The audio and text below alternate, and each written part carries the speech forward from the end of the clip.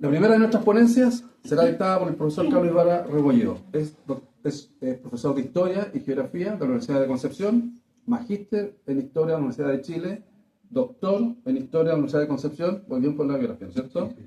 Y académico de nuestra universidad de las 13 Pascualas en la misma ciudad de Concepción. Cuenta a su vez con una amplia producción intelectual, reflejado en libros, papers, artículos académicos en revistas especializadas, con participación en congresos y seminarios, está retornando de España, y con variadas columnas de opinión. Y en los últimos años se ha especializado en la historia ambiental. Con el título de su ponencia, Primer viaje en torno al mundo de la historia ambiental, la contribución de Antonio Pigafetta, dejo con usted al profesor Carlos Ibarra. Por favor, Carlos. Bueno, acá en este encuentro donde pretendo, ¿no es cierto?, ir dando cuenta de tanto de Antonio Pigafetta, con su, aprovechándome del relato de Antonio Pigafetta, pero tomando en cuenta una perspectiva que no es puramente historiográfica, pero que se le denomina historia ambiental.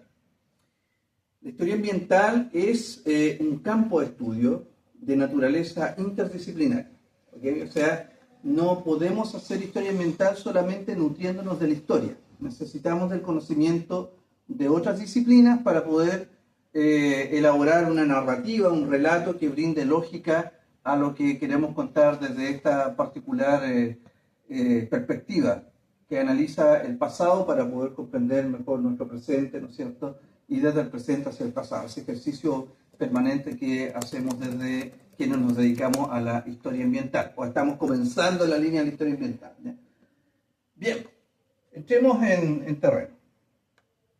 Nuestro protagonista, Hernando o Fernando de Magallanes, ¿no es cierto?, quien recibe el encargo, ¿no es cierto?, por parte de Carlos V, también conocido, de poder realizar este viaje. Es un viaje que tiene la particularidad de contar con una tripulación muy variada, variopinta en términos de su procedencia, tanto desde las distintas regiones de España como también desde otras partes de Europa, ¿ya? Entonces, ya de por sí hay una tripulación que la constituyen 247 hombres que tienen distintas perspectivas culturales, que van en 5 naves, ¿no es cierto?, con la esperanza de encontrar en algún punto el encuentro entre el así conocido y llamado por entonces Mar del Norte con el Mar del Sur, ¿ya? Es como esa es la misión importante.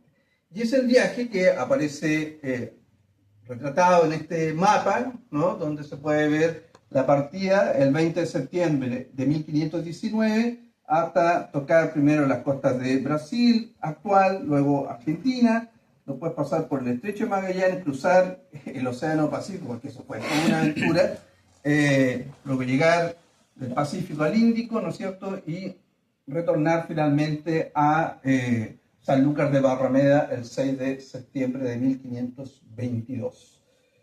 Para nosotros que en alguna oportunidad hemos tenido la dicha de viajar en avión, ¿no es cierto?, esto de 3 años viajando a bordo de una nave bajo las inclemencias más impensadas del tiempo que las relata Pigafetta, muy, digamos, exactamente cómo se van, de dónde vienen los vientos, a quiénes dedican los vientos, San Telmo y se nos protege para que no nos azoten los vientos de tanto, etc. Entonces, es como impensado para nosotros, es difícil pensar para nosotros que ahora que hacemos un viaje desde, no sé, Santiago a Madrid en 13, 15 horas, este señor se hubiese demorado 3 años en dar la vuelta al mundo, ¿ya? No solo Magallanes, porque como veremos después, Magallanes tuvo otro destino respecto de lo que fue su tripulación. Y nuestro segundo gran protagonista, por supuesto, Magallanes es el primero que inicia la expedición, pero no la termina, y está Antonio Pigafetta. Aquí hay un monumento a él, ahí hay un retrato más, digamos, anterior, quien escribe esta primera vuelta en torno al mundo, ¿ya? Ahora, lo que quise rescatar de este viaje, por supuesto, está el paso por el Estrecho de Magallanes, que es lo que nos toca a nosotros, entre comillas, como más directamente, ¿ya? lo que quise rescatar de este viaje en torno al mundo y particularmente de su relato, en primera instancia el viaje de Magallanes no lo termina en Magallanes. Magallanes muere acá en esta zona, ¿no? En la isla de Cebú, en Mactán, dicen, y ahí está, ¿no es cierto?, donde muere a manos de los indígenas, ¿ya? Y le secunda después Juan Sebastián Elcano, que es finalmente quien llega a Sanlúcar de Barrameda, pero con una tripulación completamente, digamos, disminuida, con una sola nave, ¿no? Ya van a ver después ustedes cómo se va desarrollando ese viaje, y con solamente 18 de los 247 que eran originalmente, por distintas circunstancias, como lo veremos luego. Bien. El viaje entonces va a tener un derrotero que va a implicar llegar aquí a las costas americanas. Ya esta parte desde Colón, ¿no es cierto?, está siendo explorada. Ya se sabía que había otro mar, pero no había un paso natural por donde llegar, ¿ya? O sea, están Cabot, entre otros, y algunos navegantes de origen vasco, otros navegantes anteriormente, los vikingos, etc. Todos esos relatos y esas crónicas están dentro del ambiente marítimo, se conoce, se sabe, y lo que se sabe a ciencia cierta es que no hay ningún paso natural, por lo menos hasta donde era conocido, acá, esta zona. Entonces se explora más al sur.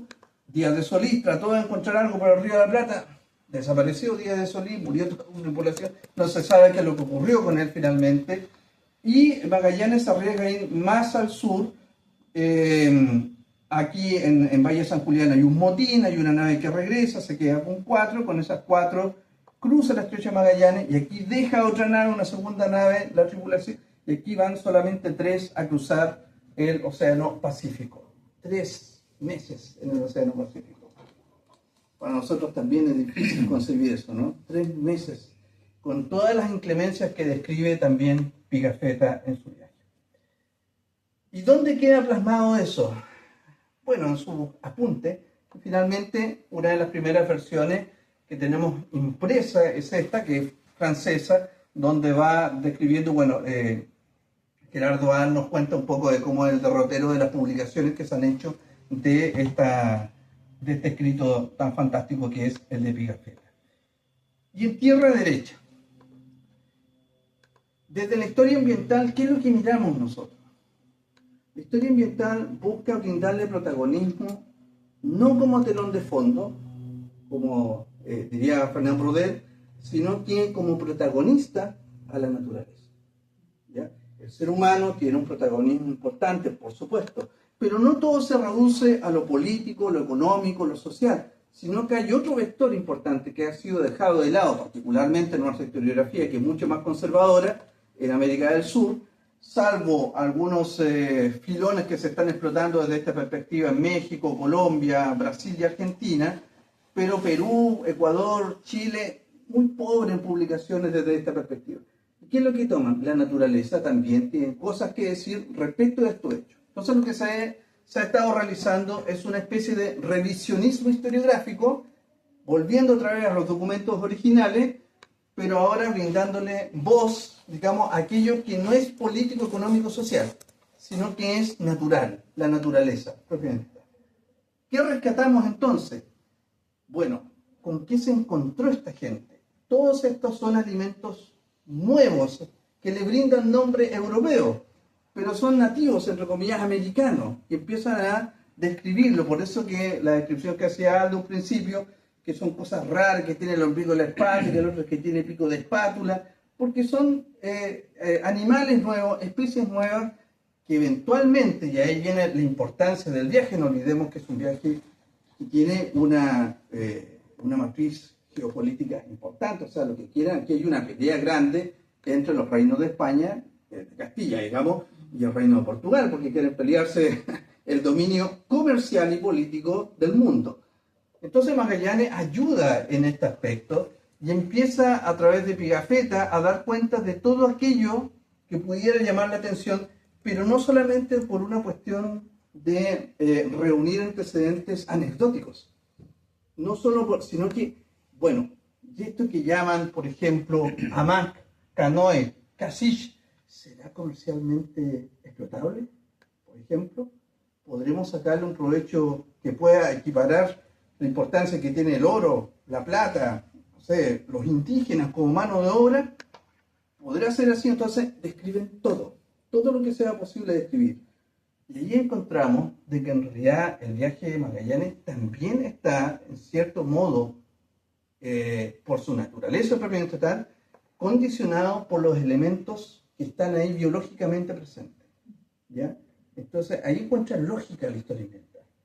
Porque no es solamente el hallazgo que ya de por sí es natural a historia ambiental, el hecho de que quiera encontrar un paso que una los dos océanos, porque se va a encontrar con un desafío natural tremendo. Encalla, tiene que hibernar, tiene que luchar contra las tormentas, contra el hambre, con las enfermedades que tiene. Todo eso es materias de la historia ambiental. La historia ambiental estudia las enfermedades, estudia las tormentas, estudia los terremotos, los maremotos, la naturaleza en su conjunto, sobre todo cuando son viajes y cómo describen ellos especies que en algún punto también se nos pierden en la historia actual. Ya no están algunas en los lugares donde son descritos, porque se extinguieron, desaparecieron, pero estuvieron alguna vez. ¿Ya? Y eso es una voz de alerta, por supuesto, para poder dar cuenta de cómo ha evolucionado también nuestra especie, que es lo que algunos llaman también como la era del antropoceno. Que el protagonismo del ser humano, la huella que ha dejado el ser humano en los últimos 500 años ha sido tan profunda que algunos postularon, eso se descartó este año, pero postularon de que el antropoceno debía entenderse como una era geológica, por el nivel y profundidad de impacto que tenía en la vida de la Tierra, por los cambios que había generado. Los geólogos dijeron que no. Pero desde el área de la humanidad y las ciencias sociales se sigue defendiendo. Lo que está peleándose es dónde, cuándo se produce el cambio. Una de las eras es Magallanes. Incluso hablan más atrás, por supuesto, con Colón, digamos, porque ahí se universalizó. Magallanes hizo la primera globalización, que es lo que conversábamos con Mauricio, ¿no es cierto? Que hay una primera globalización en términos de que se recorre por primera vez completamente el planeta. Lo otro son los sucesos que se dan dentro de un relato que es relativamente conocido, ¿no es cierto?, con todas las peripecias que tuvo en su viaje en términos de los abandonos de ciertas naves, de las muertes que ocurrieron en el viaje, pero siempre teniendo en el relato de Pigafetta como un protagonista subsumido muchas veces, que no se llama la atención, aquello que va encontrando en la naturaleza de los lugares donde va transitando, ¿ya? Todas estas aves, estos productos alimenticios, ¿no es cierto?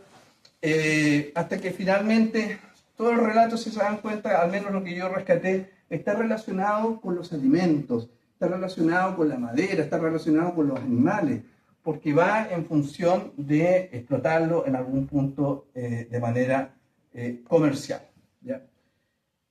El viaje termina con la nao Victoria, que es la que finalmente llega a Sanlúcar de Barrameda, no sin antes tener algún pequeño tropiezo en Cabo Verde, donde los portugueses ya se habían enterado, ¿no es cierto?, de que era una expedición financiada por la corona de Castilla, dejan algunos detenidos y los otros salen arrancando, y esos son los 18 que llegan finalmente a Sanlúcar de Barrameda, y logran financiar el viaje que para entonces era muy costoso, por los quintales que habían rescatado en algunos, ¿no es cierto?, barriles, y eso les da una holgura económica.